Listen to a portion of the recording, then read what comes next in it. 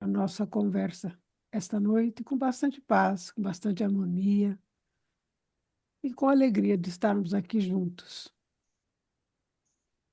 Para isso, nós agradecemos profundamente aos nossos mentores e aos mentores do NEF, que nos acompanham, que nos incentivam, nos inspiram, nos dão a força e o bom ânimo para continuarmos nessa jornada.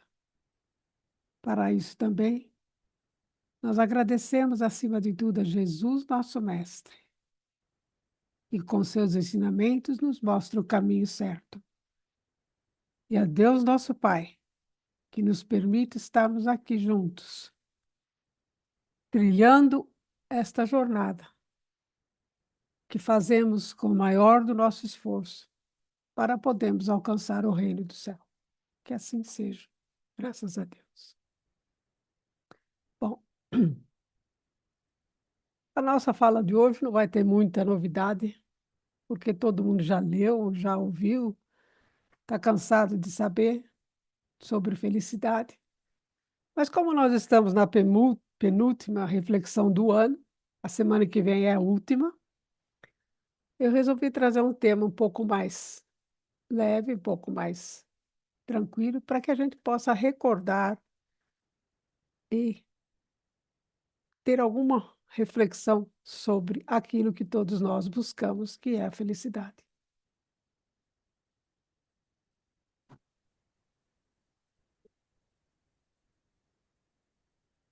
O que aconteceu aqui?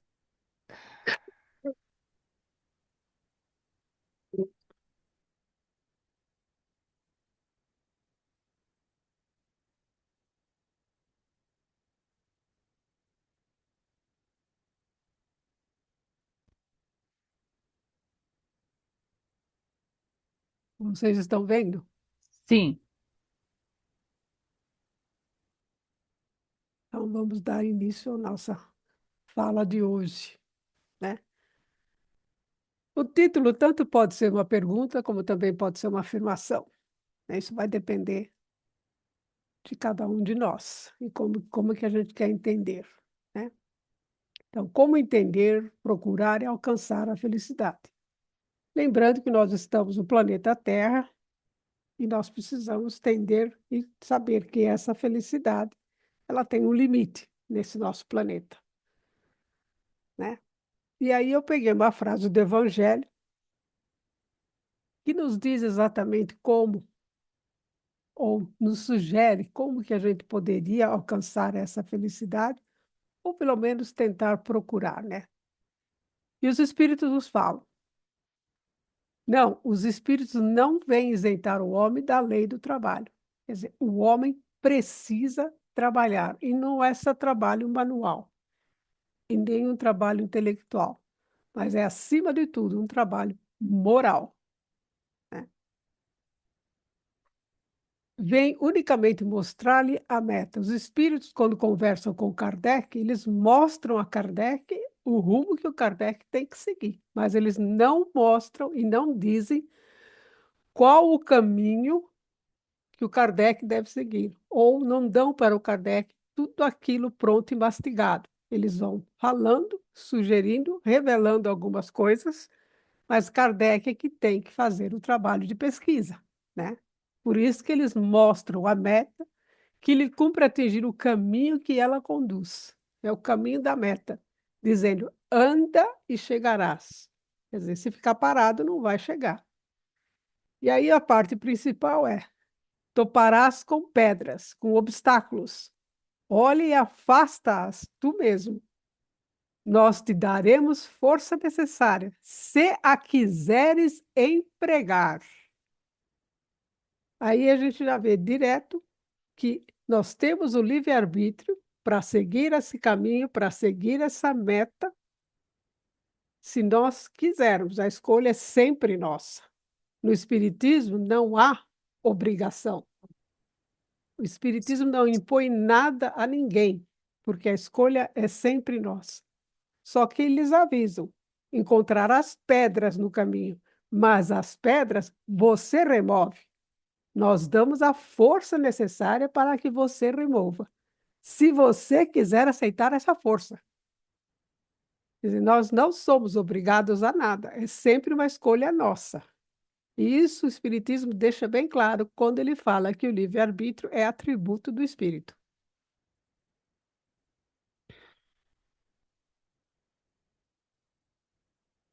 Então, nós temos as clássicas perguntas, né, que todos nós fazemos, uma vez ou outra na vida, ou várias vezes durante a vida, principalmente quando a gente está num momento de aflição, né? Tem a vida alguma finalidade, algum plano, algum propósito? O que que eu estou fazendo aqui, né? Por que que eu estou aqui? Da onde que eu venho? Para onde que eu vou? Qual é o meu propósito? Qual é o objetivo? Por que que Deus nos cria? Para que que Deus nos fez?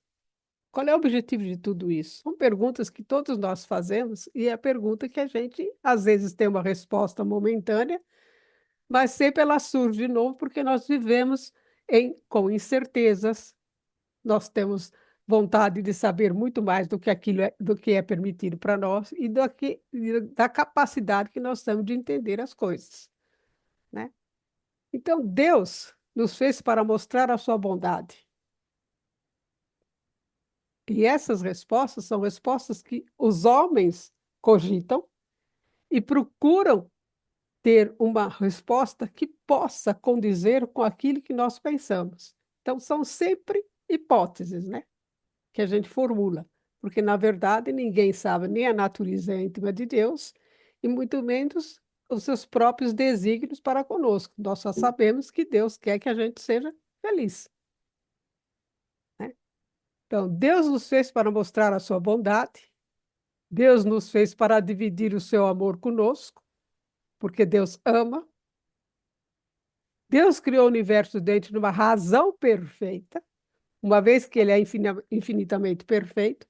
Então, tudo que Deus cria tem que ser perfeito, não pode ser imperfeito. Deus nos criou para sermos felizes. Deus não pode ter criado o universo ou os espíritos para serem infelizes, porque Deus é perfeito. E a felicidade está na perfeição e não na imperfeição. E Deus, sendo infinitamente perfeito, ele só pode ter criado o universo, e nós estamos incluídos nele, para sermos felizes. Então, o nosso objetivo, ou a nossa finalidade, ou a nossa meta é sermos felizes. Porém, ainda teremos o quê? As pedras pelo caminho. E, são, e se a gente consegue superar essas pedras, nós vamos nos aproximando cada vez mais da felicidade. A felicidade não é deste mundo. Se nós pensarmos na felicidade perfeita, realmente ela não é deste mundo, porque nós ainda estamos no mundo de expiação e provas. Mas ela deve existir em algum lugar.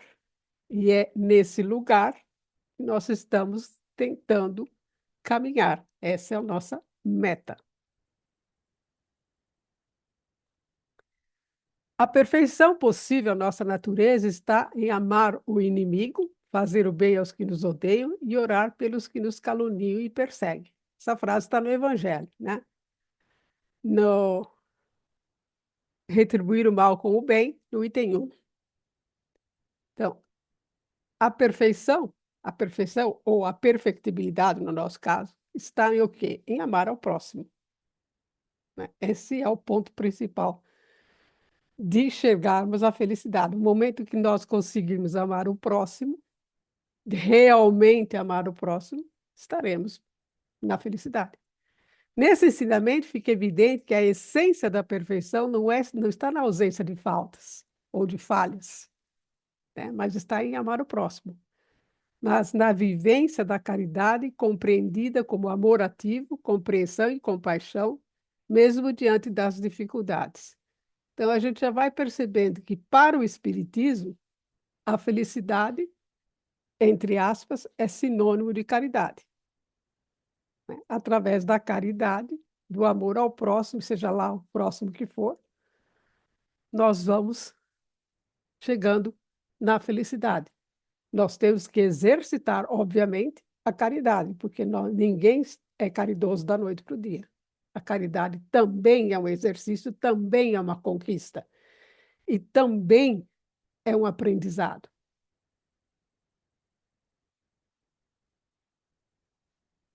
O fato de existirmos pela sua infinita bondade, ele quer que participemos de seu amor e felicidade. É participar do amor e da felicidade de Deus. Deus divide conosco o seu amor, uma vez que ele está em nós e nós estamos nele. Só que a gente não reconhece que estamos nele ainda. Certo? Deus é imanente, né? Portanto, ele quer que nós participemos do seu amor e da sua felicidade. Por isso que fomos criados para sermos felizes. Dessa forma, alguns podem pensar, e tudo isso aqui também são cogitações nossas, né? Mas são cogitações que têm um fundamento, que têm uma lógica, que têm um procedimento, né? Dessa forma, alguns podem pensar que Deus agiu de uma forma egoísta para poder querer, para evidenciar o seu poder e glória, né? Obviamente que não é esse o sentido, uma vez que Deus é perfeito e Deus é amor. Se ele é amor, ele não quer evidenciar nem poder e muito menos glória. Se assim se pensa, é porque ainda se pensa nele em termos humanos. Pensamos nele como se fosse uma criatura igual a nós, né? Seria o Deus antropomórfico, aquele Deus que fica sentado numa poltrona e que vai julgar os vivos e os mortos. Em nosso caso, do Espiritismo, esse não é o Deus espírita, né? O Deus espírita é o Deus de Spinoza, que é a inteligência suprema, causa primária de todas as coisas.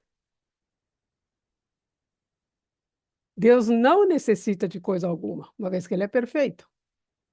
Portanto, seria injusto e até absurdo pensarmos que ele cria o mundo por necessidade, né? Deus não cria o mundo por necessidade. Deus cria o mundo por sua vontade, bondade e amor.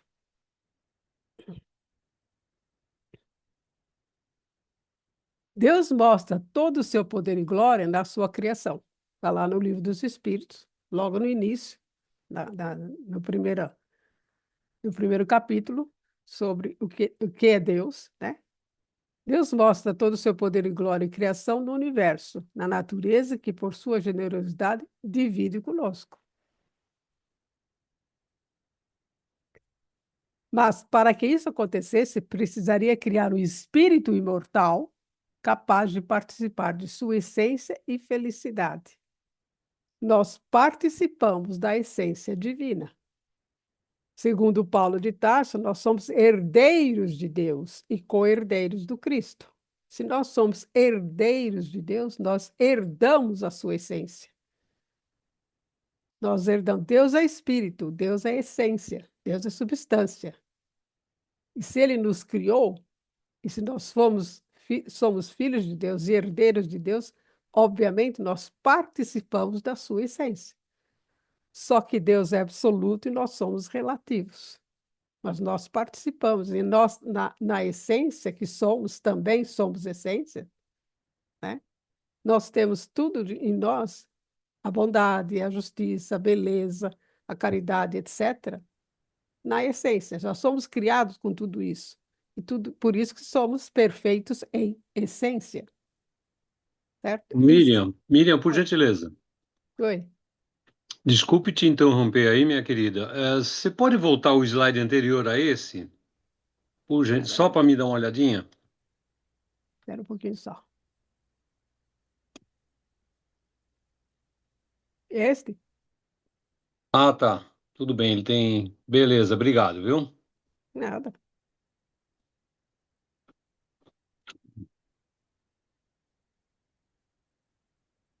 Portanto, se nós somos herdeiros de Deus, nós herdamos a sua essência.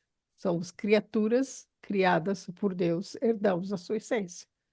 Se herdamos a sua essência, temos em nós, na essência, tudo aquilo que necessitamos para sermos felizes. Basta que a gente manifeste essa essência e faça com que ela se aprimore cada vez mais. desenvolvendo os atributos que estão nela, que são todos bons, não tem um atributo ruim, não existe em essência nenhum atributo ruim. E se nós formos a, se nós desenvolvermos esses atributos e exercitarmos em sua plenitude, alcançaremos a felicidade.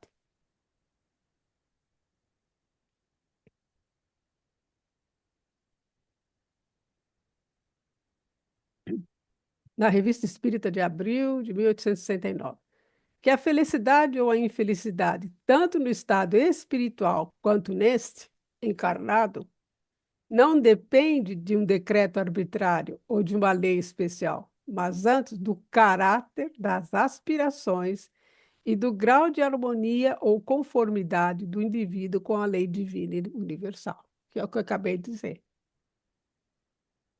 A felicidade não é um decreto arbitrário. Todos nós alcançaremos a felicidade, mas para alcançar essa felicidade, nós temos que o quê? Que elaborar esse caráter, verificar as nossas aspirações e viver em grau de harmonia com a lei divina universal. E isso é o quê? É a nossa jornada, é a nossa caminhada, é aquela caminhada que eu falei no primeiro slide. É o nosso trabalho, é o trabalho moral, principalmente. Intelectual? Sim, porque nós precisamos do conhecimento para poder também melhorar a moral. Então, nós temos que ter o conhecimento e a moral. Considerando-se que o crescimento, sob certos aspectos, é a lei do ser humano na vida presente, que eu acabei de dizer, crescimento aqui, leia-se conhecimento, e aquilo que se chama morte não é, na realidade, senão o nascimento por uma outra condição de existência, que conserva todas as vantagens adquiridas nesta vida e em outras vidas, o crescimento, o desenvolvimento, a expansão ou progressão são destino infinito do espírito humano. Né? O conhecimento é infinito, nós estamos sempre adquirindo cada vez mais. Ainda, como falou a Leida agora há pouco, nós vamos, cada vez que a gente lê um pouquinho, a gente vai adicionando conhecimento. Se nós estamos lendo um determinado filósofo hoje, e depois, daqui a um tempo, lê-se de novo, então, aquilo que eu já entendi, eu vou acrescentar um pouco mais, e é assim que o conhecimento acontece. São acréscimos através do quê? Do nosso trabalho. Que trabalho? Trabalho intelectual.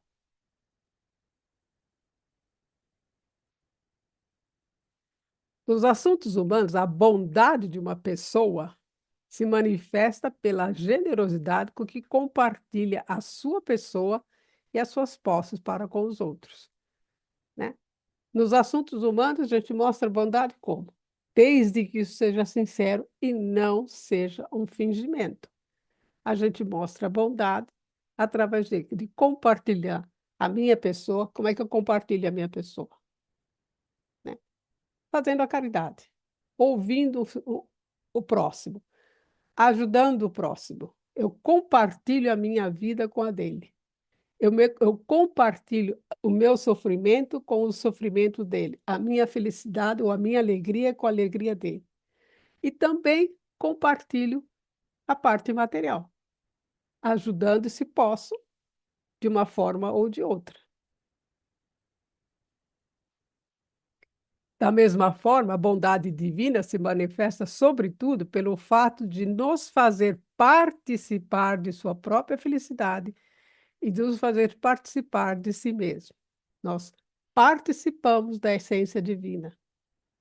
Né? Lembra de Platão? Platão tem a ideia de participar. A ideia de participar vem de Platão. O mundo material participa das ideias perfeitas. Lembra lá, Platão? Essa é a ideia que está aqui. Platão está por trás da ideia de participar. Platão tem a ideia perfeita de uma mesa no mundo das ideias. E todas as outras mesas no mundo material participam da ideia da mesa perfeita. A ideia aqui é a mesma. Nós, aqui, relativos, participamos da ideia perfeita de felicidade que existe em Deus. Essa é a principal razão pelo qual nos criou, para participarmos da sua eterna felicidade. Ou seja, a bondade de Deus nos faz participar de sua felicidade e a nossa participação na sua felicidade mostra a bondade para com Deus. Aliás, a bondade de Deus para conosco. Então, se nós participamos. E o que é participar da felicidade de Deus? O que seria essa participação? Para eu participar da felicidade de Deus, a principal característica é a caridade. Eu só participo da felicidade de Deus se eu estiver no caminho aprendendo a ser caridoso, generoso, bondoso, benevolente. Isso eu participo, porque eu não posso participar de uma maneira efetiva da felicidade de Deus se eu não seguir o caminho que eu preciso seguir. Isso não quer dizer que Deus exclui aqueles que ainda não aprenderam a caridade. Não. Deus não exclui ninguém, não faz diferença. Todos somos iguais perante Ele, seja lá quem for. No entanto, para nós participarmos dessa felicidade, nós é que temos que fazer a modificação e tentarmos ser cada vez mais caridosos.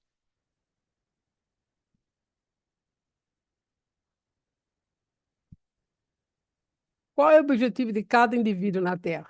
Querer a felicidade a qualquer preço. Todo mundo quer ser feliz, a qualquer preço, né?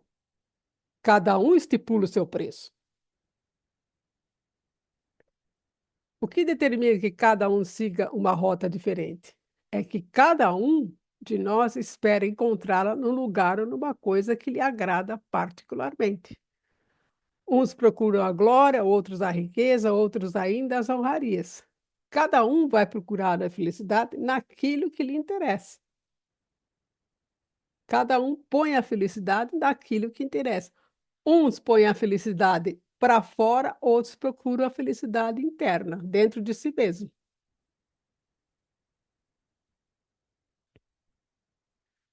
Sabemos que todas as almas, tendo o mesmo ponto de partida, todos nós somos criados por Deus, são criadas simples e ignorantes, com a mesma aptidão para progredir, em virtude do seu livre-arbítrio.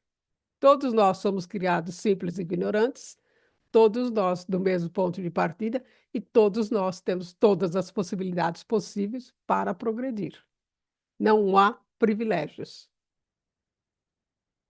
Que todas são da mesma essência. É o que eu falei antes. Todos somos da mesma essência. Por quê? Porque todos herdamos a essência divina.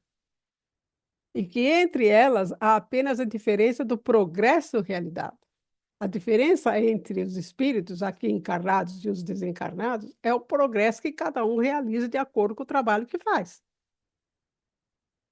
Que todas têm o mesmo destino e atingirão o mesmo objetivo. Todos nós seremos felizes, seremos espíritos puros, mais ou menos rapidamente, conforme seu trabalho e sua bondade, e sua vontade. Certo? Tudo bem até agora?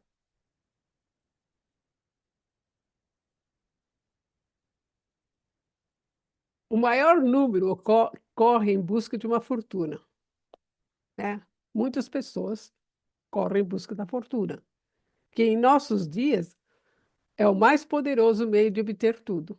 Ela a tudo serve de pedestal, mas quantos veem realizado esse anseio de felicidade? Muito poucos. Quantos colocam a felicidade na fortuna, no poder, na glória, na fama, né? São objetos exteriores que não dependem de mim. A minha felicidade depende da minha condução interna.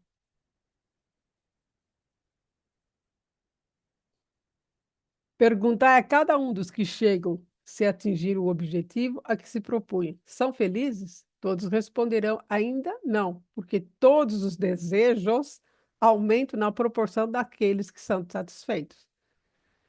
Quanto mais a gente quer ou deseja uma coisa externa, eu adquiro aquela coisa, em seguida eu quero outra. Se hoje há tanta gente que se interessa pelo espiritismo, é porque depois de perceberem que tudo é quimera, todos os desejos externos são quimeras, e não obstante querendo alcançá-la, experimentam o espiritismo como experimento a riqueza e a glória. E aí tem aquela ideia, como é que eu vou vivenciar o espiritismo? Eu vou utilizar o espiritismo ou eu vou vivenciar o espiritismo? Há uma diferença entre utilizar e vivenciar. O utilizar é externo, o vivenciar é interno. Eu vou estudar o espiritismo, eu vou tentar vivenciar os seus princípios, ou eu vou apenas entrar num centro espírita e passar por lá, tomar meu passe, sair e ir embora? E aí a ideia de Schopenhauer é essa, né? Daquilo que alguém tem. A felicidade depende daquilo que eu tenho. É difícil, se não impossível, determinar os limites dos nossos desejos razoáveis em relação à posse. É impossível a gente determinar o limite do meu desejo, porque quanto mais eu desejo, mais eu tenho, mais eu quero. Por isso que ele denomina um dos seus itens daquilo que alguém tem como posse. O contentamento de cada pessoa a esse respeito não repousa em uma quantidade absoluta, mas meramente relativa à relação das suas pretensões e posse. Quanto mais eu quero, mais eu preciso e mais insatisfeito eu sou. Por quê? Toda vez que eu adquiro uma coisa e essa coisa eu tenho na minha posse, logo em seguida eu quero outra. É que nem uma criança que, quando deseja um brinquedo, você dá o brinquedo para ela brinca 10, 15 minutos, daqui a pouco ela quer outro. Aquele que tem muito sempre deseja mais e fica infeliz quando há algum empecilho que o impeça de satisfazer o seu desejo. No entanto, aquele que tem pouco e nunca alimentou a aspiração de certos bens, não sente de modo algum a sua falta e está completamente satisfeito com o que tem.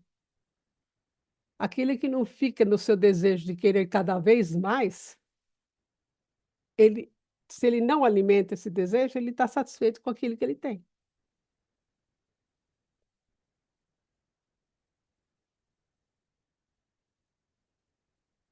Se Deus põe em nossos corações essa necessidade tão grande de felicidade, é que ela deve existir em algum lugar. Sim, confiai nele, mas sabei que tudo quanto Deus promete deve ser divino com ele, e que a felicidade que buscais não pode ser material. Se é divino com ele, Deus é espírito e Deus é essência, então a felicidade não está na matéria, está no espírito.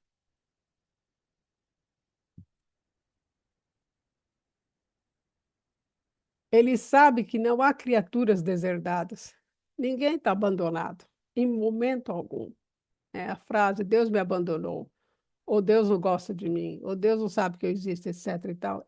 Isso é um absurdo total e não tem lógica. Por isso que não há criaturas deserdadas ou abandonadas, nem mais favorecidas umas do que as outras. Não há privilégios. Deus não favorece um mais do que outro, porque vai tudo depender do que? Do nosso esforço, do nosso trabalho. Quanto mais eu procuro o esforço, ou me esforçar, ou entender, ou saber, ou conhecer, melhor eu vou fazendo as minhas escolhas. Pelo estudo da situação dos espíritos, o homem sabe que a felicidade e a infelicidade na vida espiritual são inerentes ao seu grau de perfeição ou de imperfeição. Quando a gente parte dessa para outra, a nossa situação na erraticidade vai depender do meu grau de perfeição ou imperfeição, ou daquilo que eu fiz de bem ou daquilo que eu fiz de mal. Que cada um sofre as consequências diretas e naturais das suas falhas, isto é, que é punido por onde pecou, que essas consequências duram tanto quanto a causa que as produziu. Isso também está lá em Platão. A pena é de acordo com a falta, e ela vai durar tanto quanto essa falta durou. E essa falta pode ter prejudicado muitas pessoas e ela pode ter durado muito tempo. Então, a pena vai ser sempre de acordo com o peso da falta. Está lá em Platão, quando ele vai falar das escolhas das provas no livro A República, no livro 10 da República. E também está no Evangelho segundo o Espiritismo, é capítulo 6 e item 5.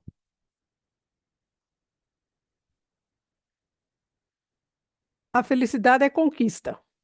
Ela não vem de graça, nada vem de graça na vida. Tudo é conquista. O amor alcançado, um amor em que se encontra em completa fruição com a perfeição. Um instante que se recordará para sempre quando o anseio foi premiado com o primeiro encontro real com a divindade. Todos nós, ou pelo menos uma boa parte de nós, já sentiu de alguma forma essa fruição, esse contato com a divindade, quando a gente faz uma coisa que realmente faz parte da caridade, do amor, ou uma coisa que foi feita por amor. Sempre há aquele sentimento gostoso que perdura e que, se a gente faz o esforço de recordar, ele volta aquele sentimento. Por que que ele volta? Porque a gente busca ele novamente e quer vivenciá-lo novamente. Então, esse que é essa fruição com a perfeição. É sermos, vivenciarmos a caridade da sua maneira mais completa, sempre de acordo com a nossa capacidade. Por isso que somos herdeiros do Pai, porque temos a possibilidade de vivenciar essa felicidade divina dentro de qualquer estágio que estejamos da perfectibilidade. Todos nós temos essa capacidade.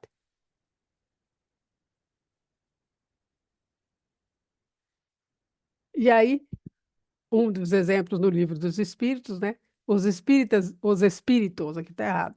Os espíritos veem a Deus, somente os espíritos superiores ou veem e compreendem. Os inferiores sentem e adivinham. Nós sentimos essa fruição do amor divino para conosco. Basta que a gente preste atenção, basta que a gente vivencie da melhor maneira possível a bondade, a caridade, procurando fazer da nossa caminhada uma caminhada mais frutífera possível. Não é a posse de um ser humano, mas será o próprio Deus a quem nos uniremos do modo pessoal e consciente. Um Deus que é bondade, verdade e beleza infinitas, cujo amor pode satisfazer todos os desejos e aspirações do coração humano. Isso está em Schopenhauer. Cujo amor possa satisfazer todos os desejos e aspirações do coração humano, certo? Todo esse amor, se nós temos essa vivência do amor, de novo, não importa o grau, o que importa é a vontade e a sinceridade. Nós conseguimos satisfazer os nossos desejos, desde que a gente esteja fazendo isso conscientemente.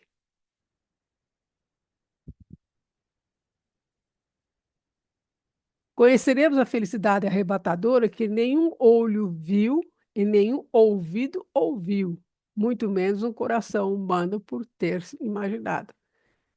A felicidade que a gente vai conhecer, essa felicidade arrebatadora que um dia conheceremos, nenhum olho humano, nenhum ouvido humano ainda ouviu, né?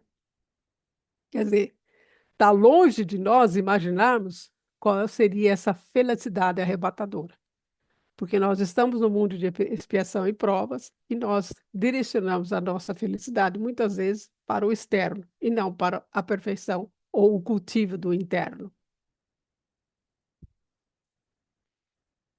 E aí, Coríntios 2:9. Mas, como está escrito, as coisas que o olho não viu e o ouvido não ouviu e não subiram ao coração do homem são as que Deus preparou para os que o amam. Então, a felicidade está nas coisas que nunca ninguém viu e nem ouviu, mas Deus as preparou para nós. A felicidade real não é deste mundo, mas ela existe e ela está preparada para nós. Jesus fala isso, né? Quando ele se refere ao reino de Deus.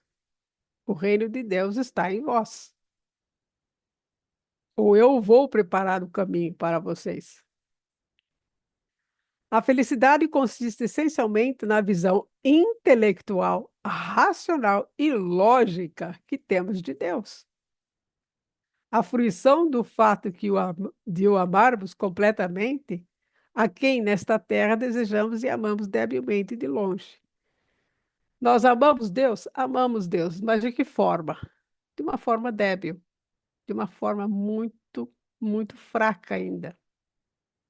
Porque nós temos que fazer uma caminhada longa para podermos entender o que é amar a Deus. Amar a Deus é amar ao próximo. Nós amamos todos os próximos de maneira igual? Não ainda.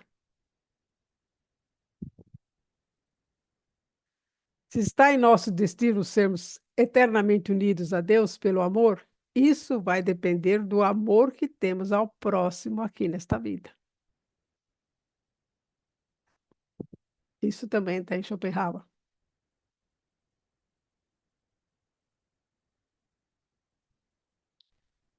Como podemos provar à pessoa amada que a amamos realmente? Como é que a gente prova para uma pessoa que a gente ama que realmente a ama? Né? Fazendo fazendo o que ela gostaria que fizéssemos. A mesma lógica se aplica a Deus. Obedecer à lei de justiça, amor e caridade, que engloba todas as outras leis. Certo? Como é que a gente prova, entre aspas, para Deus que ama Deus? Obedecer à lei de amor, justiça, amor e caridade, que engloba todas as outras leis que estão lá no Livro dos Espíritos. O amor de Deus por nós e o de nós para com Deus reside na nossa vontade racional. Não é o que sentimos por Ele, mas pelo que estamos dispostos a fazer por Ele. E com isso provarmos o nosso amor, que é o que? Faça ao próximo o que quer que faça a você. É a mesma coisa, fazer por Deus o que Deus gostaria que fizéssemos por Ele. E o que é que Deus gostaria que fizéssemos por Ele? Que fizéssemos o bem. Que pratiquemos a lei de amor, de justiça, amor e caridade. Os bem-aventurados são felizes e alcançarão mais rapidamente a felicidade, e o roteiro nos foi indicado por Jesus nas bem-aventuranças para alcançar o reino de Deus. Está lá no Evangelho.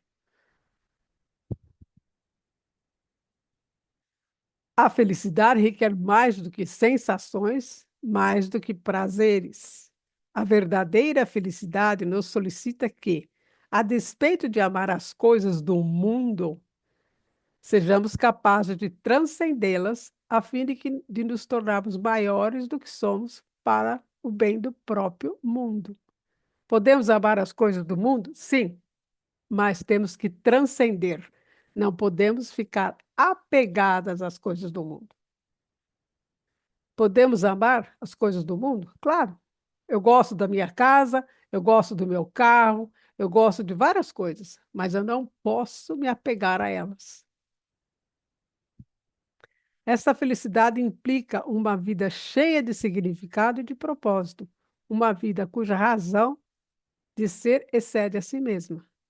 Eu tenho que superar ou transcender a mim mesmo para que eu possa realmente alcançar a felicidade. O que é transcender a si mesmo?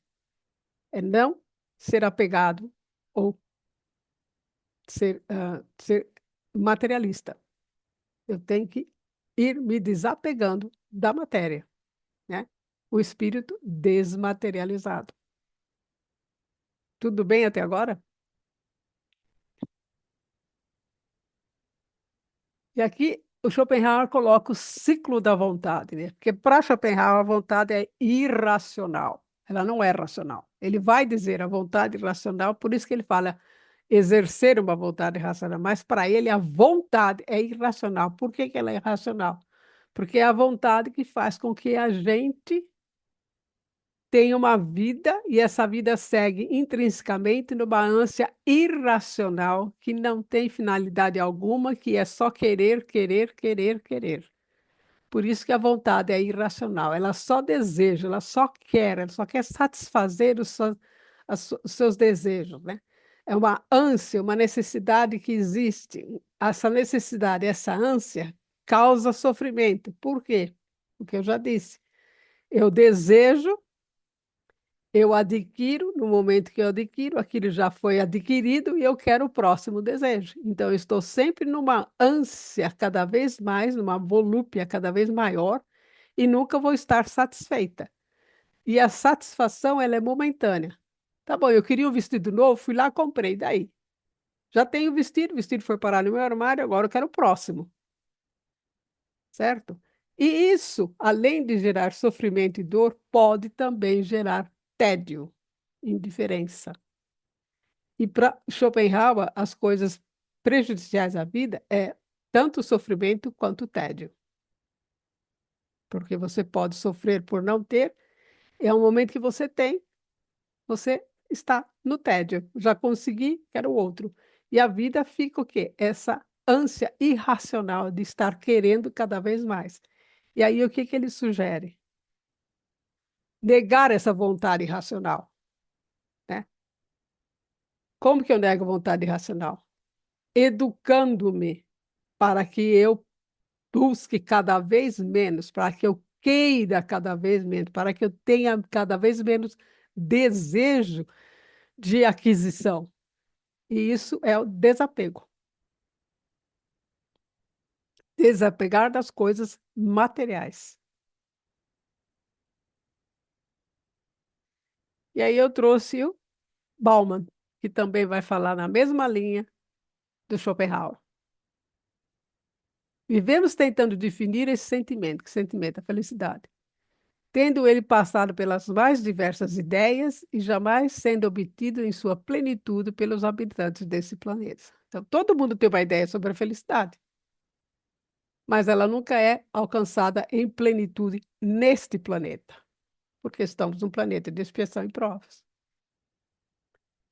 Para Sócrates, a felicidade não se encontra nos bens materiais, nós sabemos disso, né? Mas sim na virtude e no autoconhecimento. Para Sócrates, o que era importante? Era o exercício da virtude através do autoconhecimento, né? A felicidade para ele é a busca da sabedoria, do cuidado com a alma, por isso que é a virtude, e na prática da vida moral e racional. Não é uma vida moral sem razão, sem razão. Por isso nós temos a fé raciocinada. Não é uma vida moral sem razão. É uma vida moral consciente daquilo que eu estou fazendo. A felicidade é, portanto, a harmonia da alma e a sua essência. Viver de acordo com a minha essência. O que é viver de acordo com a essência? Viver de acordo com os atributos divinos que existem em nós. Enquanto os bens externos são secundários e a sua importância depende de como são utilizados. Como é que eu vou utilizar um bem externo? Eu vou ser egoísta? Ou eu vou dividir? Não, meu carro ninguém pega, só eu dirijo. No meu quarto ninguém entra, só eu entro.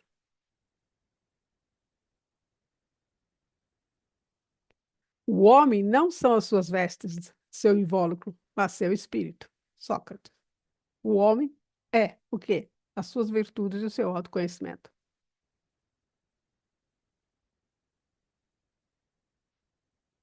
Existem muitas maneiras de se achar felicidade, mas na sociedade de hoje elas passam por uma loja, né? É a mesma ideia do Schopenhauer. É a querer cada vez mais, satisfaz um desejo, em seguida você quer outro. A ideia de felicidade sofreu uma transformação significativa, o consumo tornou-se um novo caminho para atingir o bem-estar. Nada que nós não saibamos, né? Ele dedicou a vida inteira a analisar as mudanças que acontecem na sociedade e o termo modernidade líquida para descrever a realidade que tudo é transitório, assim como a felicidade. A felicidade é transitória. Por quê? Porque, segundo ele, segundo Schopenhauer, ela consiste em aquisição, cultivar o que é externo e não o que é interno. Nesse cenário, as relações pessoais, carreiras profissionais e até mesmo a identidade passam por transformações rápidas e ininterruptas. Nós estamos mudando o tempo todo, querendo cada vez mais, não prestando atenção naquilo que nos é apresentado, né, através das redes sociais, e nós aceitamos qualquer coisa que passa pela frente, se nós não pusermos as coisas no crivo da razão. As ideias de Bauman continuam ressoando, evidenciando um futuro indefinido, onde a incerteza se torna o estado perene. Quando a gente aceita tudo que vem pela frente, quando nós não prestamos atenção naquilo que nos é apresentado, naquilo que nos é representado, nós estamos cultivando a incerteza, porque é tudo muito rápido, muito frágil e muito fútil.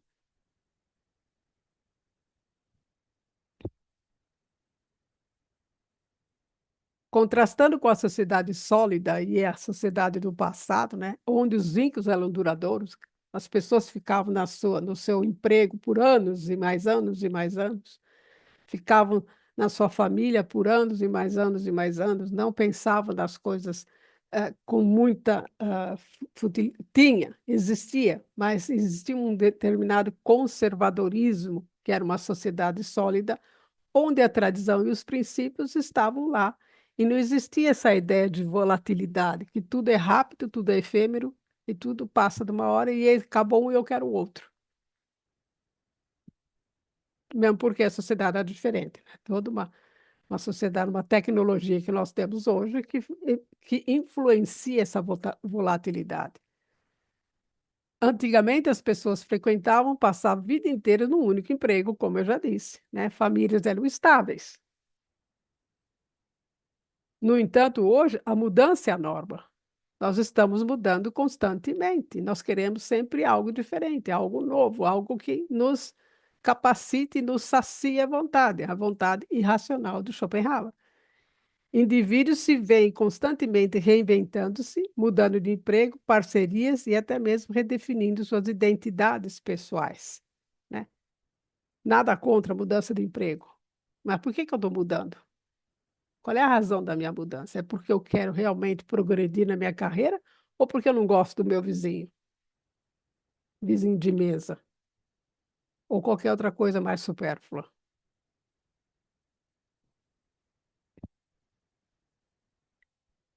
Ao invés de associar a identidade ao trabalho, valores e contribuições pessoais, ela agora se reflete naquilo que se possui, é a posse, né? Essa mudança de perspectiva enfatiza que não somos mais definidos pelo que fazemos, mas pelo que compramos, por aquilo que temos, né? As pessoas não são vistas por aquilo que elas fazem. O mérito não é por aquilo que elas fazem, mas é por aquilo que elas têm, pela posição social, pelo tanto de dinheiro.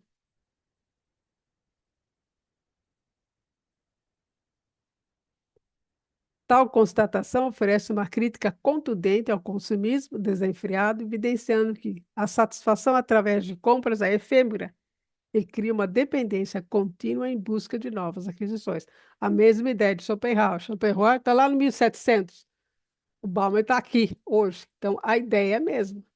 Ele pega a ideia do Schopenhauer, que já estava acontecendo em 1700, quer dizer, no século XVIII, e continua acontecendo com mais intensidade.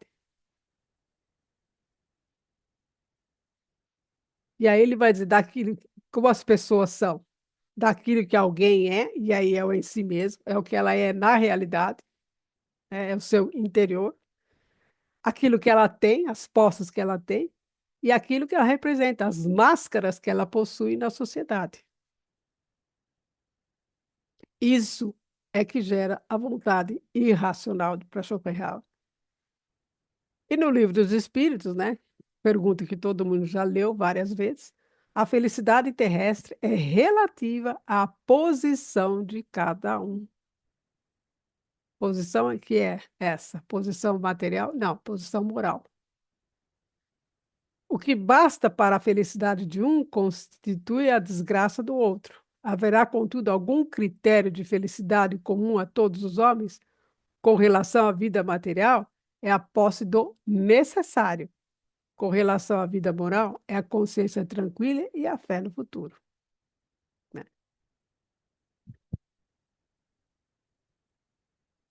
E aqui, uma ideia do Bauman, né, que a neurociência também adota, e ele vai dizer que, infelizmente, a sociedade atual tende a supervalorizar essas experiências face à gratificação instantânea proporcionada pelo consumo e pelas telas digitais.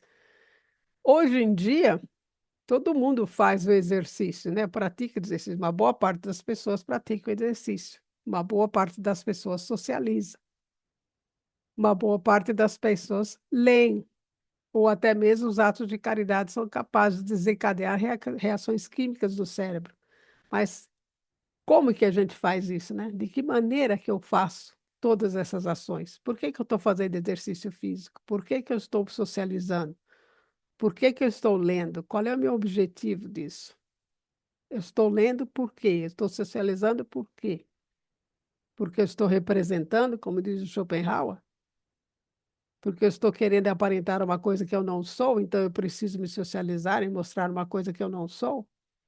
O exercício físico é pela minha saúde ou para que eu possa ter como é que fala? Uma fixação pela estética. Aí, no que é o Espiritismo, indicando a verdadeira fonte do mal, só o Espiritismo pode dar os meios de combatê-lo, fazendo a educação moral do espírito. Como é que eu vou alcançar a felicidade? Primeiro, eu vou ter que ver qual é a fonte do mal, aquilo que eu estou fazendo que não seria correto, que não é bom. E como é que eu faço isso? Através da mudança de hábito. E como é que eu mudo de hábito? Educando o espírito. O espiritismo, ele vem para educar o espírito, para nos mostrar o caminho. E como é que eu educo o espírito? Na educação moral do espírito. Por conselhos prudentemente dirigidos, chega-se a torná-lo melhor e fazê-lo renunciar voluntariamente à atormentação, então fica livre. O que é a atormentação?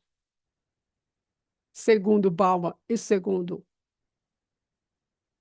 o Schopenhauer, é essa vontade irracional de adquirir as coisas cada vez mais num desejo que não tem fim.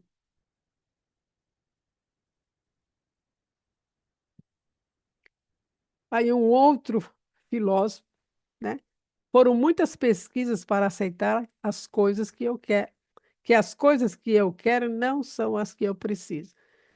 Esse é o André Brooks. Ele estuda sobre a felicidade na Universidade de Harvard. A importância de ter uma aspiração moral. E depois do estudo que ele faz, ele chega à conclusão, uma das conclusões, que é importante ter uma aspiração moral. Ele sugere uma resposta para esse dilema, que é desenvolver aspirações morais que transcendam os nossos instintos básicos. Né? Transcender os instintos básicos é transcender os desejos, as paixões. Essa abordagem implica reconhecer o poder e a influência dos impulsos animais, né, as paixões, ao mesmo tempo em que os subordinados a objetivos reflitam valores mais elevados, voltados para o bem-estar individual e coletivo. Então, vamos dominar as paixões egoístas e cultivar o bem-estar tanto individual quanto coletivo. Quando a gente fala em bem-estar, na filosofia, não é esse bem-estar egoísta, é um bem-estar onde realmente faz bem para nós, mas ao mesmo tempo que faz bem para mim, vai fazer bem para o outro. Por isso que ele fala individual e coletivo.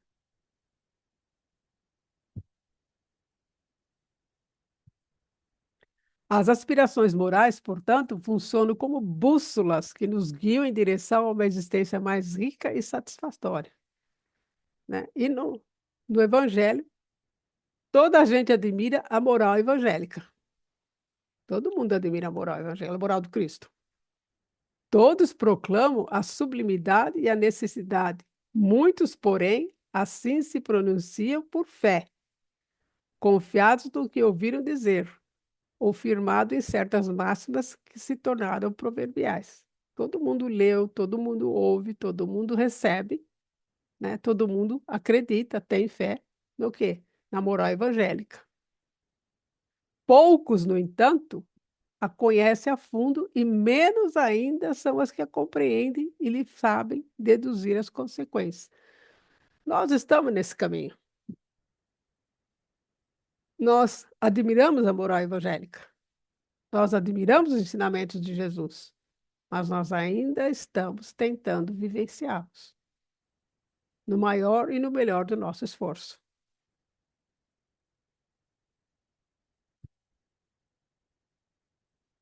O que ele significa viver uma vida plena, segundo Brooks, né? Uma felicidade, uma vida plena. Para viver uma vida verdadeiramente plena, é essencial identificar as diferenças entre aquilo que se deseja e aquilo que realmente se necessita. Eu desejo, eu preciso daquele vestido? Ou é simplesmente um desejo, vontade de ter, porque o outro não tem? Essa introspecção pode conduzir a decisões mais alinhadas com um profundo propósito maior, desafiando os instintos que automaticamente nos levam à busca da felicidade instantânea. O instinto da felicidade instantânea é esse de que eu vou buscar uma coisa superficial, supérflua, uma coisa que eu não preciso, em vez de buscar aquilo que realmente eu necessito.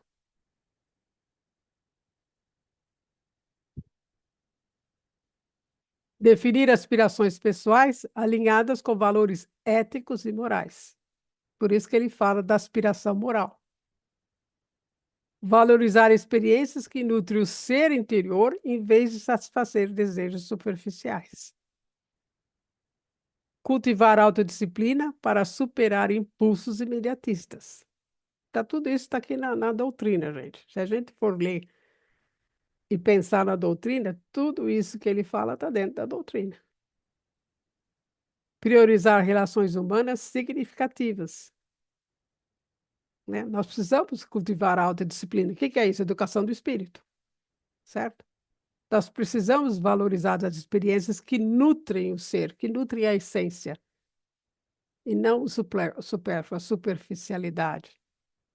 E nós precisamos dos valores éticos e morais, para que a gente possa superar as nossas dificuldades. Uma reflexão que desconstrói a ideia convencional de felicidade como a simples satisfação de desejos imediatos, né? Uma vida que prospere em um sentido moral, uma vida que tenha sentido moral. Não desprezamos o material, mas não podemos dar valor maior ao material. O valor maior tem que ser o espiritual, ou o ético, ou o moral. E que, consequentemente, proporcione uma felicidade verdadeira e profunda, mesmo neste planeta. Se nós conseguirmos vivenciar esse sentido moral, nós teremos felicidade, nós teremos aquela tranquilidade interior. Esse enfoque representa um desafio à forma como o mundo moderno percebe o sucesso e a satisfação pessoal. Lembrando que, às vezes, a chave para uma vida feliz reside não em seguir o caminho mais fácil, mas sim o mais significativo, né? Não é a porta larga, é a porta estreita. A vida intelectual protege não só contra o tédio, mas também contra as suas consequências perniciosas, né? O que que é o conhecimento? O que que é aquisição de conhecimento? A vida intelectual é o escudo contra a má companhia e contra os muitos perigos, infortúnios, perdas e dissipações, em que se tropeça quando se procura a própria felicidade apenas no mundo real, no externo. Para mim, para Schopenhauer, por exemplo, a filosofia nunca rendeu nada, mas me poupou de muitas coisas. Portanto, a vida intelectual para ele é o conhecimento, é a aquisição de conhecimento. Para ele, que é filósofo, através da filosofia, certo?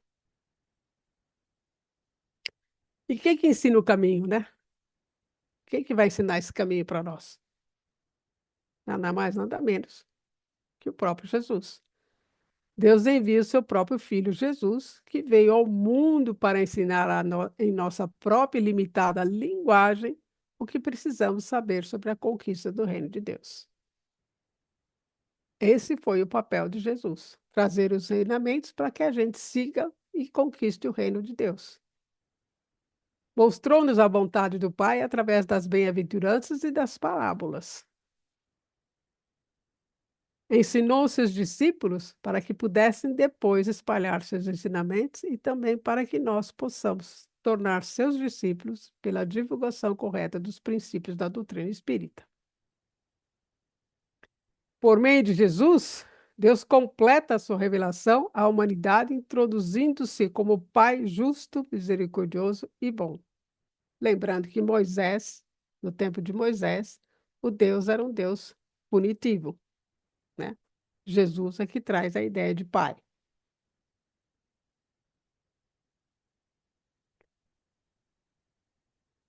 Se formos ao Novo Testamento, veremos o Sermão do Monte, verdadeira obra-prima dos seus ensinamentos morais. Jesus nos mostrando a ventura dos aflitos, que serão consolados, numa clara alusão de que as aflições por nós sentidas são passageiras e de que a forma que passamos por elas tem imenso valor para o nosso aprimoramento moral. Se a aquisição material é passageira e traz infelicidade, os sofrimentos nossos são passageiros, mas dependendo de como a gente vivencia o sofrimento, ele vai trazer felicidade. Felicidade futura, como também está no Evangelho.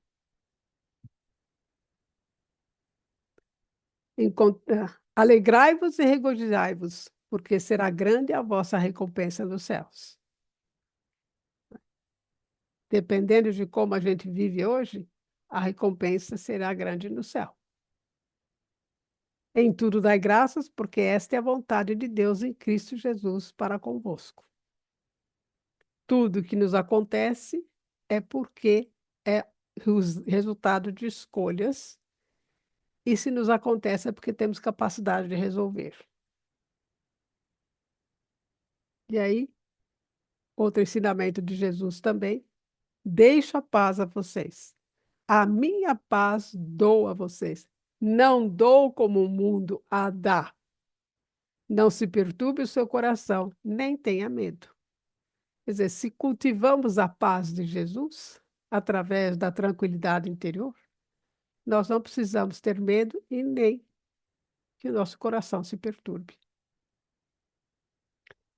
Tereis, contudo, a razão de afirmardes que a felicidade se acha destinada ao homem neste mundo, desde que ele a procure, não dos gozos materiais, e sim no bem. A história da cristandade fala de mártires, que mártires caminhavam alegres para o suplício. Hoje, na vossa sociedade, para seres cristãos, não se vos faz mister nem o holocausto do martírio, nem o sacrifício da vida, mas única e exclusivamente o sacrifício do vosso egoísmo, do vosso orgulho e da vossa vaidade. Triunfareis se a caridade vos inspirar e vos sustentar a fé.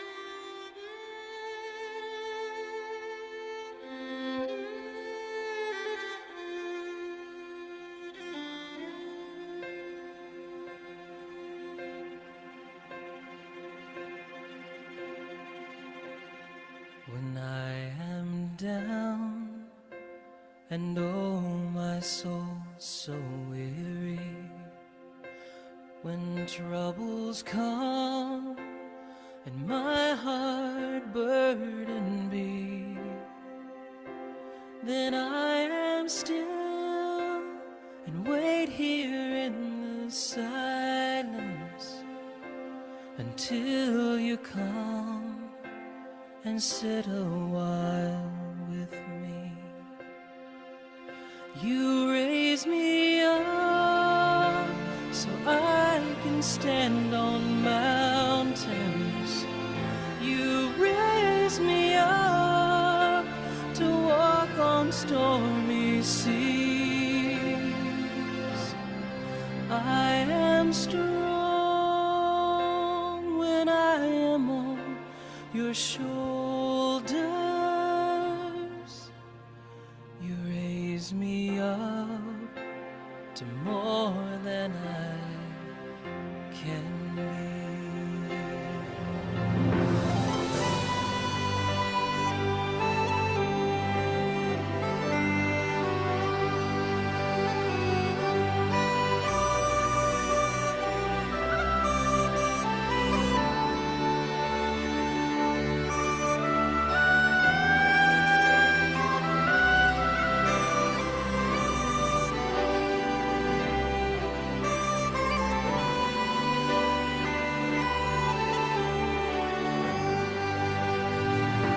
You raise me up so I can stand on mountains. You raise me up to walk on stormy seas. I am strong when I am on your shoulders. You raise me up to more than I can be.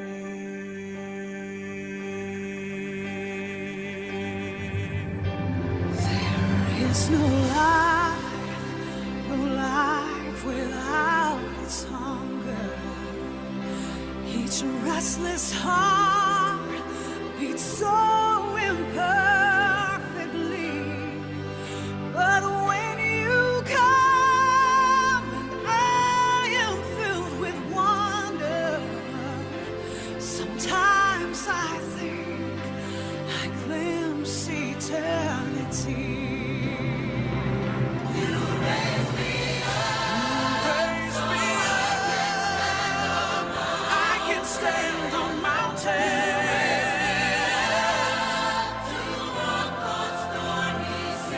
The stormy sea, and I am strong when I am on your shoulder.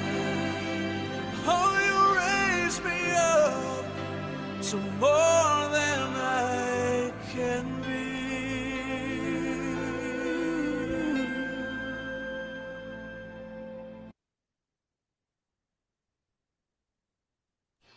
Show. Feliz Natal para todo mundo. Happy New Year. Happy New Year.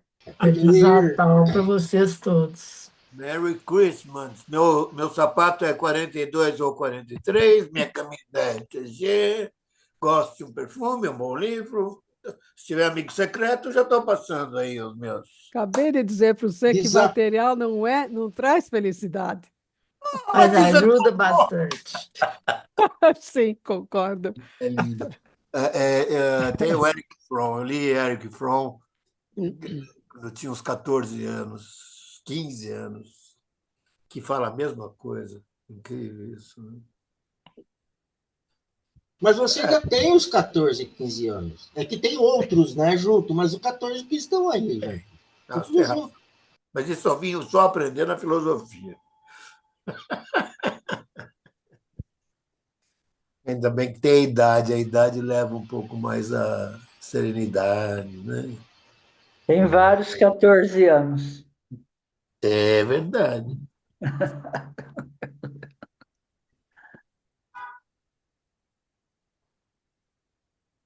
Professor Rogério, quero levantar a Cadê o mão. Rogério? Oi, Rogério, tudo bom? Oi, Miriam, tudo bem? Quanto Saudade. tempo, Oi, quanto tempo. Saudade de todos vocês, meus colegas dos anos anteriores, deste ano. A gente vai encontrar de novo. Vamos. Muito. Ô, Miriam, você Diga. chegou a ler um pouco mais, se aprofundar no Bauman, em outros artigos? Você ampliou a Não, sua leitura sobre ele ou não? Me não, agradou bastante o que você me não, apresentou, por isso. não, mas pode ir em frente, porque ele é muito bom. Sim, sim. Ó, valeu. Nota 1000. Obrigado. Obrigada a Cerrou você. muito bem. E interessante que a sua proposta da reflexão ela foi cumprida assim de uma forma tão sutil, agradável, né, e com uma profundidade imensa que você conseguiu falar dentro do tema que você apresentou, a felicidade, algo que é muito complexo das pessoas entenderem, apesar da simplicidade, que é o que é estar na graça de Deus, né? O tempo todo mundo, graças a Deus, mas o que é estar na graça de Deus, né? E você apresentou isso de uma forma, pelo menos em metade dos seus slides, foi muito providencial. Obrigado. Muito bom. Bom, foi ótimo ver você de novo, Miriam, Oi, Niva. todos vocês. Eu não podia deixar de entrar, pelo menos no finalzinho do ano, né? Para ver todo mundo. Para variar, foi tudo maravilhoso. Tá? Muito obrigada e tenham um ótimo Natal, vocês todos. Fiquem com Igualmente, Deus. igualmente. Tchau. Tchau. Tudo bem? Algum outro comentário? Todo mundo está preparado para buscar felicidade?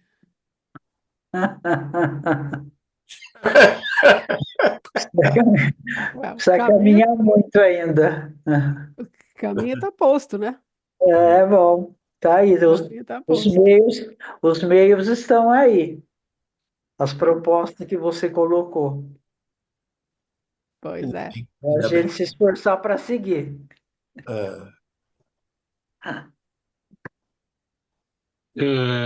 Tem um ditado, um ditado chinês, né? Que diz que quem não está contente com o que tem nunca vai estar contente com o que terá. Vai por essa linha aí da felicidade pelo materialismo, né? Que você deu a aula hoje. Muito bom. Sim, aí vai como fala o Schopenhauer, pela vontade irracional, né? De querer, querer, querer cada vez mais. E nunca vai ficar satisfeito. Miriam, Muito bom, Oi, valeu. obrigada. Oi, Rudy, tudo bom? uma vez eu li um negócio que aí eu parei e falei, uai, deixa eu ver o contexto, né?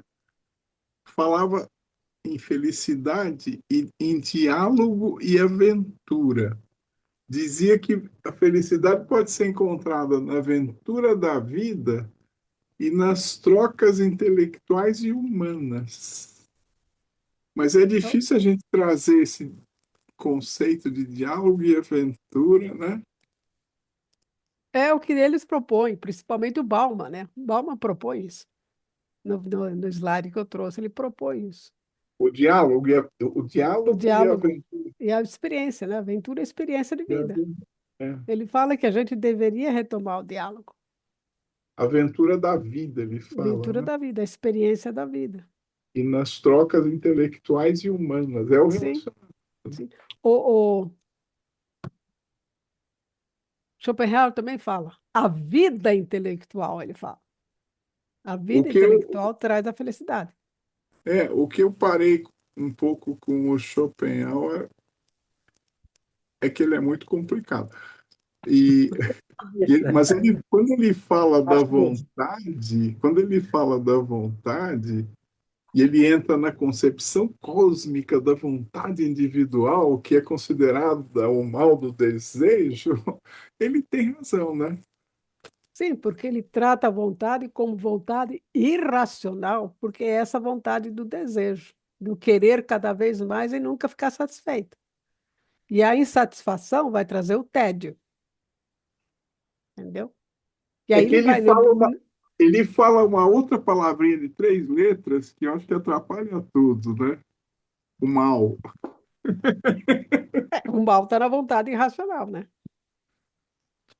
Está na vontade irracional. Por isso que ele fala também que deve-se controlar ou ter o desapego, controlar a vontade. Né? Acho que se eu não me engano, eu pelo menos não li até agora, ele acho que para mim é o único que fala da vontade irracional. Mas essa vontade de desejo, nesse mundo de representação que você está sempre querendo cada vez mais. E nunca está satisfeito, porque está procurando fora e não dentro. A vida E, intelectual ela é interna, ela não é e ele externa. fala, ele fala um outro negócio também, que o autoconhecimento gerou uma repugnância da vontade. Esse Sim, espetáculo não pode continuar. Qual a saída? porque o autoconhecimento gera repugnância da vontade. Porque você vai se autoconhecer. Se você conhece, começa a perceber aquilo que não está legal. E aí a vontade irracional perde o poder. E ele fala naquela palavra ascese, né? Sim, a SESI, o que que é a SESI? É a educação da vontade. É,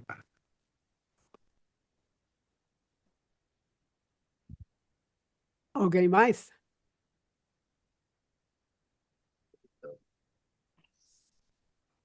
Bom, Miriam, um pequeno comentário em um dos seus slides de Schopenhauer, né, que é extraordinário, quando ele vai dizer, né, para mim, por exemplo, a filosofia nunca me rendeu nada, mas me poupou de muita coisa.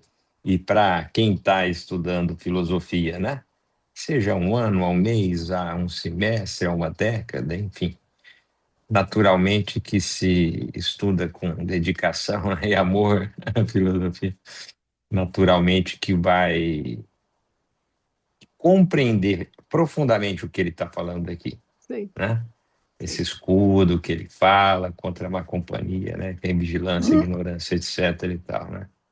Foi muito ótimo. Essa frase dele, eu achei. Quando eu li, eu falei, vai cabe direitinho, né? A filosofia que eu nunca rendeu nada para ele, monetariamente falando. E nem fama. Sim. E nem fama. Mas deve ter poupado ele de muita coisa, como nos poupa nós mesmos, né? Que através da filosofia a gente entende melhor as coisas. Ah, é. Penso eu que se a gente não concluiu isso, né? Independente do tempo, mas com tempo X estudando filosofia aqui no NEF, por exemplo, tem alguma coisa de muito errado nisso, não? Porque naturalmente que a filosofia não é isso. A filosofia, né, ela nos conduz nessa direção, Sim, né? sim. Quando você é picado pela filosofia, aí você não para mais. É um vício. Você quer, não tem como separar. Você vai buscar todo dia um pouquinho. Não tem jeito. Todo dia todo dia você quer saber um pouquinho. Você vai lá pesquisar, não tem jeito. Não para mais. Agora eu estou de férias, não vou pesquisar mais nada. Duvido. Duvido, não tem jeito. Quando você é picada, não tem jeito. Tô de Eu férias. também, Leda. E Tô de férias. a filosofia, tudo isso aí chama-se neto. Neto estraga toda a filosofia. Vovô, você fica louco, entendeu? Essas coisinhas pequenininhas. Quando é grande, é diferente, né? Mas quando é pequenininho, a gente Mas estraga a filosofia dá esse suporte para você compreender mais ainda. mais ainda, você tem razão. Para você aceitar mais ainda. É, E quando acontece alguma coisa com o teu neto? é. É, Vou dar um livro do aí Schopenhauer para ele. é aonde que você vai buscar o suporte maior. É verdade. Que Senão o, você Cor- pira. É, Tinha um colega na faculdade que ele chegou um dia lá, estava nervoso, revoltado, sei lá, com a vida, com a sociedade, com tudo. Aí o professor chegou, ok, né? Você precisa estudar mais filosofia. Por quê, professor? Você está muito nervoso. Né? Ou seja, a filosofia te explica muita coisa, você vai aprender muita coisa, vai te dar mais equilíbrio, tá? Todos os filósofos, você vai acabar. Mas ele falou de tal jeito, e ele era nervoso, professor. Você está muito nervoso.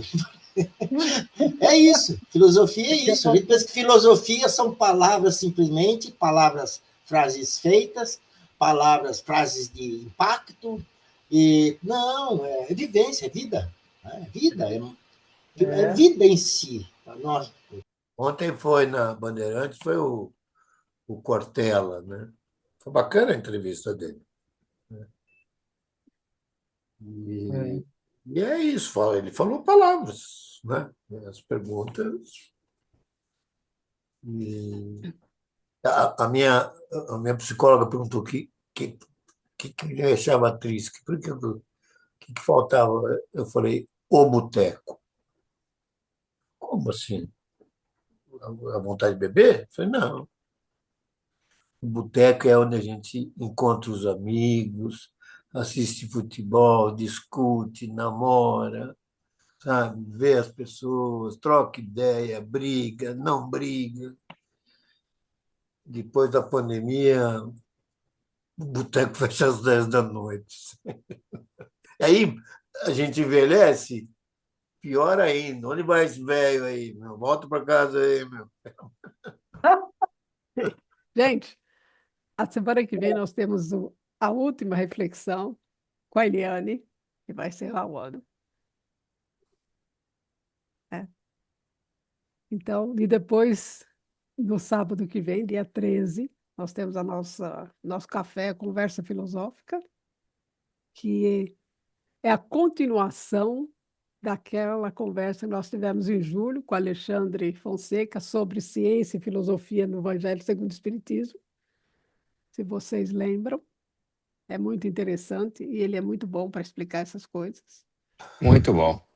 Então, ele vai dar continuidade, a segunda parte, né, porque ele não terminou, então ele vai dar a segunda parte, como ficou combinado lá atrás. E aí nós encerramos as atividades do NEF e voltamos em fevereiro, tá bom? 10h30, né? No sábado. Sábado, às 10h30. 10h30. Então é quase almoço filosófico, né? Não é bem café. Conversa filosófica. Conversa filosófica. Brunch No, filosófico. no sábado a gente toma café mais Brioche. tarde, né? Como diz aí, alguém diz brunch, lunch. Um brunch. Brunch. Web? Via internet? Zoom. Pelo Zoom. Ainda não. Nós estamos pensando em fazer mas não vai dar certo, porque tem muita gente que não pode. Tá bom? Miriam, obrigada, viu? Maravilhosa a noite. A gente agradece Maravilhosa a presença sua de aula. todos. Obrigada, Miriam. Tá bom? Obrigada mesmo. Um beijão para todos aí, uma boa semana. Até sábado. Beijo, gente. Tchau, tchau. Um abraço. Abraço, Eliane. Muita paz. Boas Um grande abraço. De segunda. Tchau, tchau. Tchau, tchau. A todos, tchau.